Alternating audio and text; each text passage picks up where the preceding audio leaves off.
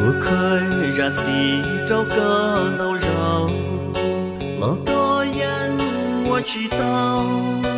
Trở đi có tên lưu trâu Chê cú chi nhờ Tụ có ý sự bao số Có thiết cho tự hoa Có cú lông xe mong đùa Cuộc khơi hoa rộng đâu có ngọt hoa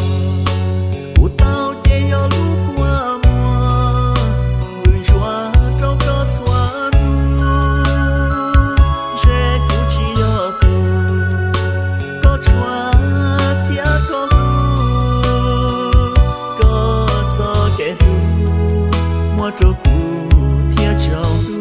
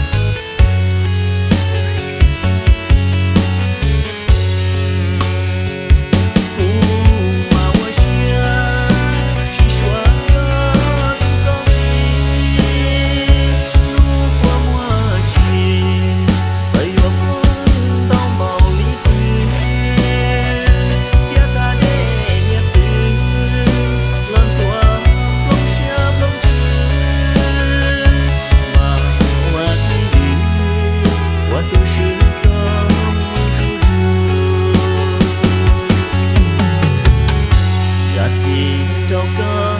tao rau trâu lò Nó lại to tu xuyên trò Chạy cơ chỉ thi trò ta